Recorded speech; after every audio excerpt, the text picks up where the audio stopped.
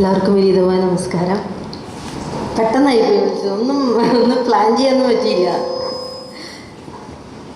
ശരീരത്തിൻ്റെ ഒരു മാനസികാവസ്ഥ എന്താണെന്നുള്ളത് വളരെ വളരെ എന്താ പറയുക, നല്ല രീതിയിൽ തന്നെ മനസ്സിലാക്കാൻ സാധിക്കുന്നു. ഞാൻ ശരീരനെ ആദ്യമായിട്ട് കാണുന്നത് ചക്രമുത്ത് എന്ന പടത്തിൻ്റെ ലൊക്കേഷനിൽ വെച്ചിട്ടാണ്. അതിൽ ശരീരം അഭിനയിക്കാൻ വന്നിട്ടുണ്ടായിരുന്നു.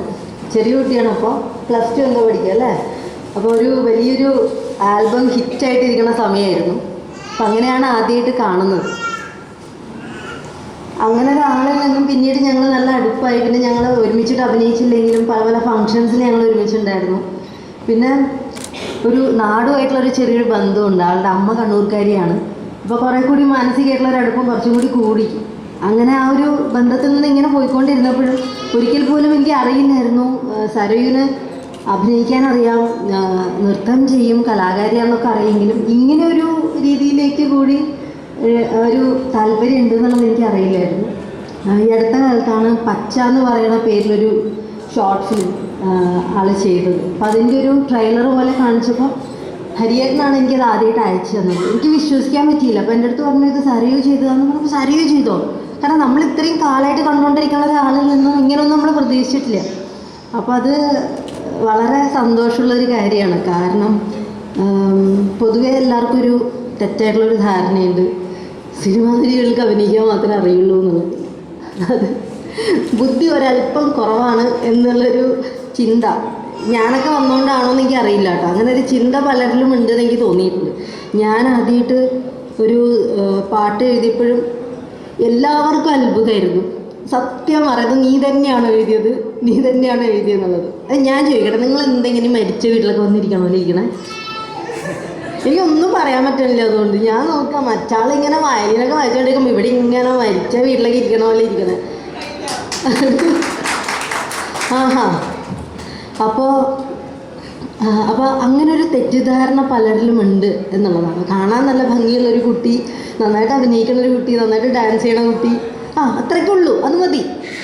അതിൽ കൂടുതലൊന്നും നീ ചെയ്യേണ്ട, അത് മതി. പിന്നെ അത് കൂടുതലായിട്ട് എന്തെങ്കിലും ചെയ്താൽ അത് അംഗീകരിക്കാനുള്ളൊരു ബുദ്ധിമുട്ട് അത് പൊതുവെ എപ്പോഴും കണ്ടുകൊണ്ടിരിക്കുന്ന ഒരു കാര്യമാണ്.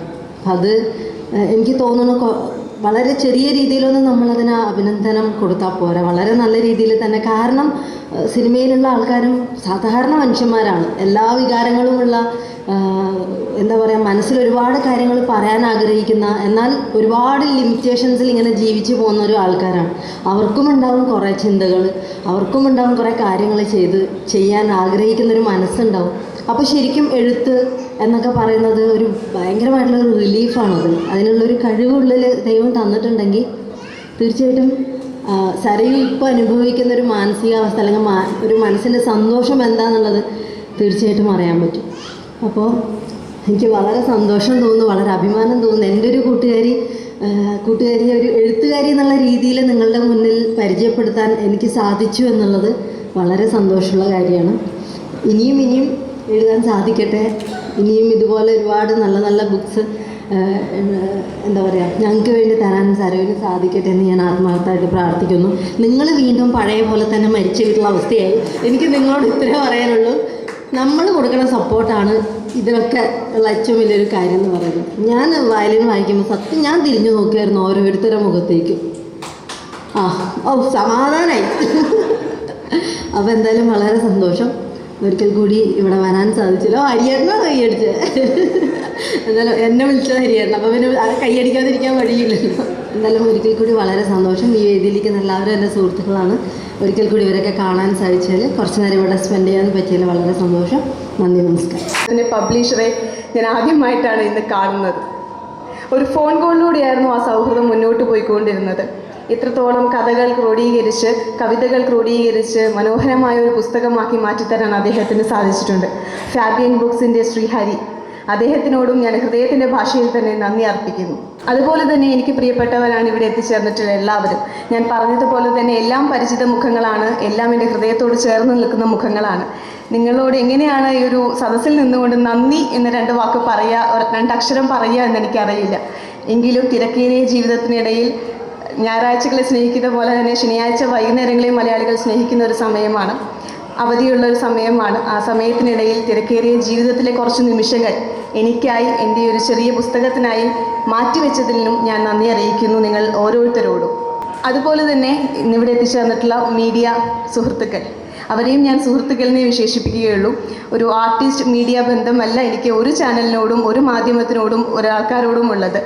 ഇവരും സൗഹൃദത്തിൻ്റെ പുറത്ത് തന്നെയാണ് ഇന്നിവിടെ എത്തിച്ചേർന്നിട്ടുള്ളതെന്ന് ഞാൻ വിശ്വസിക്കുന്നു. നിങ്ങൾ ഓരോരുത്തരോടും ഞാൻ നന്ദി അറിയിക്കുകയാണ്. അതേപോലെ തന്നെ ശ്രീ മനോജ് ഗിന്നസ്, അദ്ദേഹത്തിൻ്റെ സുഹൃത്ത് അനിയൻ അജിത്, ഈ ഒരു ചെറിയ സംരംഭത്തിന് വേണ്ടി ഈ ഒരു ഹാൾ, ഈ ഒരു സമയം വിട്ടു തന്നതിനുള്ള നന്ദി ഞാൻ അറിയിക്കുന്നു. മറ്റൊന്ന്, പച്ച എന്നുള്ള ഷോർട്ട് ഫിലിം ഇവിടെ കണ്ടു. ഒരു ചെറിയ ചർച്ചയിൽ തുടങ്ങിയതാണ് പച്ച എന്ന ഞാൻ കുത്തിക്കുറിച്ച ചില അക്ഷരങ്ങൾ ഷോർട്ട് ഫിലിമാക്കി മാറ്റാം എന്നുള്ള ഒരു ആശയം. ആ ആശയത്തിന് പുറകിൽ ഹൗസ്ഫുൾ എന്ന സിനിമയുടെ ഡയറക്ടറായ ശ്രീ ലിൻസൺ ആൻ്റണിയാണ്. അദ്ദേഹം എത്തിച്ചേർന്നിട്ടുണ്ട്. ശ്രീ ലിൻസൺ ആൻ്റണി, അദ്ദേഹത്തിൻ്റെ ഒരു വലിയ സപ്പോർട്ടാണ് അതിനൊരു ചലച്ചിത്ര ഭാഷ്യം നൽകാൻ എനിക്ക് സാധിച്ചിട്ടുള്ളത്. അദ്ദേഹത്തിനോടും അതേപോലെ തന്നെ ഷോർട്ട് ഫിലിമിനൊരു പ്രൊഡ്യൂസറെ കിട്ടുക എന്ന് പറയുന്നത് സത്യത്തിൽ കുറച്ച് ബുദ്ധിമുട്ടുള്ളൊരു കാര്യമാണ്. സിനിമയ്ക്ക് വേണ്ടി ഇന്ന് പണം മുടക്കാൻ ഇൻവെസ്റ്റ് ചെയ്യാൻ വിദേശങ്ങളിൽ നിന്ന് പോലും ആൾക്കാർ എത്തുന്നുണ്ട്. പക്ഷേ ഒരു ചെറിയ ശ്രമത്തിന്, ഒരു തുടക്കക്കാരിയുടെ ശ്രമത്തിന് വിശ്വസിച്ച് പിന്തുണ നൽകുക എന്ന് പറയുന്നത് കുറച്ച് ശ്രമകരമായിട്ടുള്ളൊരു കാര്യമാണ്. ഭാഗ്യവശാൽ എനിക്ക് വളരെ നല്ലൊരു പ്രൊഡ്യൂസറെ തന്നെ ഷോർട്ട് ഫിലിമിൽ ലഭിച്ചിട്ടുണ്ട്. ശ്രീ ഷിബു, പഞ്ചമി പ്രൊഡക്ഷൻസിൻ്റെ ഷിബു, അദ്ദേഹവും എത്തിച്ചേർന്നിട്ടുണ്ട്. അവരോടും അതേപോലെ തന്നെ പച്ചയുടെ പിന്നിൽ പ്രവർത്തിച്ച ഏവരോടും ഇതേപോലെ തന്നെ ഹൃദയത്തിൻ്റെ ഭാഷയിൽ നിന്ന് തന്നെ ഞാൻ നന്ദി എന്ന 2 അക്ഷരങ്ങൾ പറയുകയാണ്. മറ്റൊന്ന്, ചലച്ചിത്ര മേഖലയിൽ നിന്ന് എത്തിയിട്ടുള്ള സുഹൃത്തുക്കളാണ്. ശ്രീ കുമാരി രചന നാരായണൻകുട്ടി, ശ്രീ വിനീത് കുമാർ, ശ്രീ അരുൺ, തോംസൺ വില്ല എന്ന എൻ്റെ പുതിയ ചലച്ചിത്രത്തിൻ്റെ സംവിധായകനും ഫിലിം ക്രിറ്റീക്സ് അവാർഡ് ജേതാവുമായ ശ്രീ അബിൻ തുടങ്ങി ചലച്ചിത്ര മേഖലയിൽ നിന്നെത്തിയിട്ടുള്ള എല്ലാ സുഹൃത്തുക്കളോടും, ശ്രീ ഗോവിന്ദ് പത്മസൂര്യ ഉൾപ്പെടെ എല്ലാ സുഹൃത്തുക്കളോടും ഞാൻ നന്ദി അറിയിക്കുന്നു. അച്ഛൻ്റെ സജഷൻസ് ആയിരുന്നു, അച്ഛൻ്റെ നിർദ്ദേശങ്ങളായിരുന്നു ഞാൻ വാക്കുകളായി വേദികളിൽ പങ്കുവച്ചിരുന്നത്.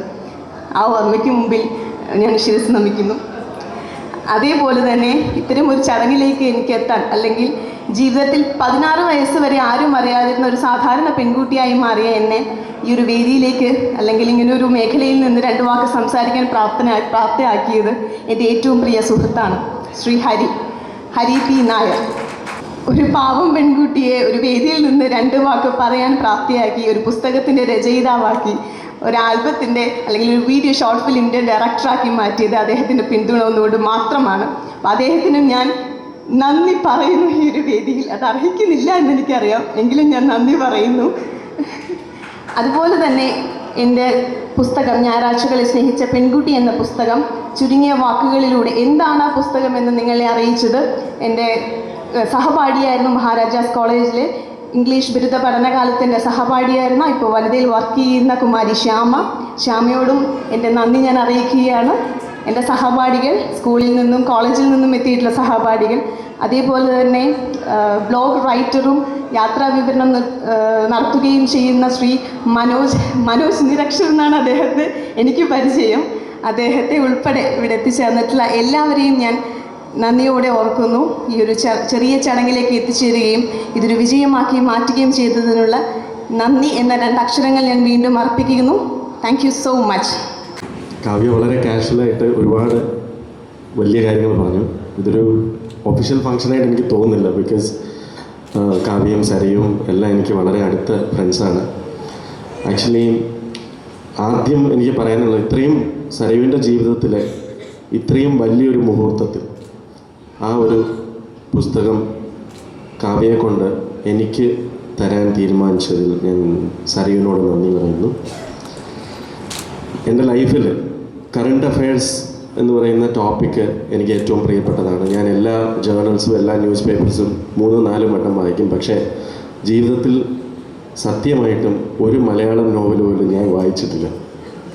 2 ദിവസം മുമ്പ് സരയുവിൻ്റെ ബുക്ക് എനിക്ക് കൊടുത്തു വിട്ടിട്ട് പറഞ്ഞ്, ചേട്ടൻ എന്തായാലും ഇവിടെ വരികയല്ലേ, എന്തെങ്കിലും 2 വാക്ക് പറയണമെങ്കിൽ ഇതൊന്ന് വായിച്ചിരുന്ന് നന്നായിരിക്കുന്നു. ഞാനത് ഒരു 3-4 വട്ടം അങ്ങോട്ടും ഇങ്ങോട്ടും ഒക്കെ വായിച്ചിട്ട് കുറച്ച് പേരോട് ഇതിൻ്റെ അർത്ഥം എന്താ, ഇതെന്താ, ഇതൊക്കെ ചോദിച്ചു. ബിക്കോസ് ഞാൻ എൻ്റെ ലൈഫിൽ ആദ്യമായിട്ടാണ് ഒരു കവിത, മലയാള കവിതകളും അതും ഇതൊക്കെ വായിക്കുന്നത്. എന്തോ എനിക്ക് ടു ബി ഹോണസ്റ്റ് അതിനുള്ള ചാൻസ് കിട്ടിയിട്ടില്ല. ബിക്കോസ് ഞാൻ പഠിച്ചതൊക്കെ കേരളത്തിന് വെളിയിലും അബ്രോഡും ഒക്കെ ആയിരുന്നു. അതുകൊണ്ട് അതിനുള്ള ചാൻസ് കിട്ടിയിട്ടില്ല. അത് കഴിഞ്ഞിട്ട് ഈ ലാസ്റ്റ് 5 years ബാക്കാണ് ഞാൻ നാട്ടിലോട്ട് തിരിച്ചു വരുന്നത്. അപ്പോൾ എനിക്കെന്തോ ഈ ബുക്ക് വായിച്ചതോടുകൂടി കൂടുതൽ മലയാള സാഹിത്യത്തിനോട് ഇഷ്ടം തോന്നി തുടങ്ങിയോ എന്നൊരു സംശയം. കൂടുതൽ ബുക്ക് വായിക്കണമെന്നൊരു തോന്നലുണ്ട്. മലയാളത്തിലെ നടികളെല്ലാം നമ്മൾ ഓരോന്നോരോന്നായിട്ട് ഞെട്ടിച്ചുകൊണ്ടിരിക്കുകയാണ്. കുറച്ചു കാലം മുമ്പാണ് കാവ്യ നമ്മളെ ഞെട്ടിച്ചത്. ആൽബം പുറത്തിറക്കി, ഞാനത് കേട്ട് ഞെട്ടി. ഇപ്പം സരയു നമ്മളെ ഞെട്ടിച്ചു, ബുക്ക് എഴുതി. ഇനി എന്തെല്ലാം വരാനിരിക്കുന്നു, അതെല്ലാം എന്തൊക്കെ കാണണം, ഇനി എന്തൊക്കെ കാണണം. അപ്പോൾ മൾട്ടി ടാസ്കിങ്ങിൻ്റെ കാലമാണ്. ഇറ്റ്സ് അമേസിങ് ദാറ്റ് നമ്മുടെ beautiful actresses are coming forward with their talents. Kavya album ഇറക്കുന്നു, സരയു ബുക്ക് എഴുതുന്നു, രമ്യ പാടുന്നു. അപ്പം ഇനിയും ഡയറക്ഷനിലോട്ട് ആരാ വരാൻ പോകുന്നതെന്ന് അറിഞ്ഞൂടാ. എന്തായാലും സരയുവിന് എന്തായാലും അങ്ങനെ ഒരു ടാലൻ്റ് ഉണ്ട് എന്നുള്ളത് ഷരയുവിൻ്റെ ഷോർട്ട് ഫിലിമിലൂടെ പ്രൂവ് ചെയ്തതാണ്. ഇനിയും ഒരുപാട് ഉയരങ്ങളിലേക്ക്. I think this is a second innings for Sarayu. I mean ഇതൊരു ലൈഫിൻ്റെ ടേണിംഗ് പോയിൻ്റാണ്. ഒരു ആക്ട്രസിൽ നിന്നും though she has proved a talent, ഒരു വളരെ ഇൻ്റലിജൻ്റായ ഒരു ഫേസ് സരയു ബുക്കിലൂടെ. ഞാൻ I am very serious, this an amazing book. ഞാൻ വായിച്ചു. അതുകൊണ്ട് it's a second innings for her. ഇത് സരയുവിൻ്റെ അഭിനയ ജീവിതത്തിലും ഭാവി ഏതൊക്കെ മേഖലയിൽ സരയു പ്രവർത്തിക്കാൻ പോകുന്ന എല്ലാ മേഖലയിലും ഇത് സരയുവിന് വളരെ ഹെൽപ്പ് ചെയ്യുമെന്ന് പറഞ്ഞുകൊണ്ട് once again I thank Sarayu for inviting me. എല്ലാവർക്കും വിനീതമായ നമസ്കാരം.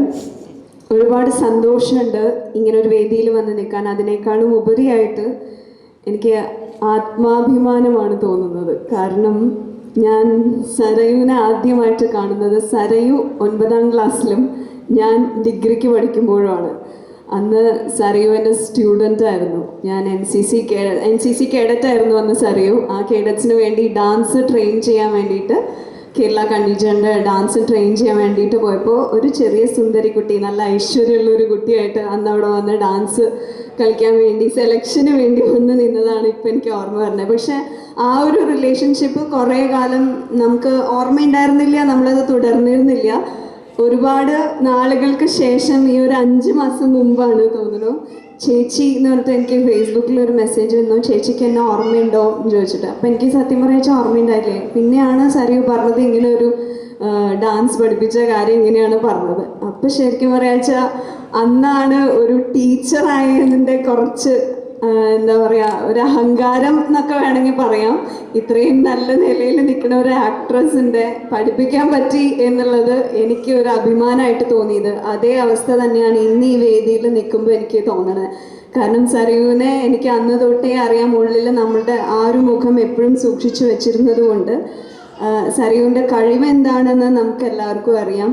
അതിൽ ഇങ്ങനെ ഒരു വേദിയിൽ, അതും എഴുത്തിലൂടെ സരയു ഇത്രയും ഒരു ഉയർന്ന തലത്തിലെത്തിയതിന് ഒരുപാട് സന്തോഷം തോന്നുന്നു.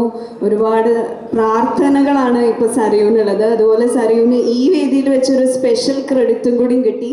ഇതുവരെ ഒരു നോവൽ പോലും വായിക്കാത്ത വിജയ് ബാബു ചേട്ടനെ കൊണ്ട് സരയുവിൻ്റെ നോവൽ വായിപ്പിച്ചെടുപ്പിച്ചു എന്നുള്ളൊരു ക്രെഡിറ്റും കൂടി കിട്ടി. എന്തായാലും സരയു ഈ കഴിഞ്ഞ അടുത്ത് തന്നെ പച്ച എന്ന് പറഞ്ഞിട്ട് ഒരു ഷോർട്ട് മൂവി ചെയ്തു. ഞായറാഴ്ചകളെ സ്നേഹിച്ച പെൺകുട്ടിയിലും ഒരുപാട് നല്ല കഥകളുണ്ട് എന്ന് എനിക്കറിയാം. അതും ഇതുപോലെ ഇനി ഭാവിയിലേക്ക് നമ്മുടെ മലയാള സിനിമയിൽ ചർച്ചയ്ക്ക് വിഷയമാകുന്ന ഒരു നല്ല സിനിമയായി അതിൽ നിന്ന് പല കഥകളും എടുക്കാൻ സാധിക്കട്ടെ എന്ന് ഈ അവസരത്തിൽ ഞാൻ ദൈവത്തിനോട് പ്രാർത്ഥിക്കുകയാണ്. എല്ലാവിധ ആശംസകളും നേരുന്നു. നന്ദി, നമസ്കാരം.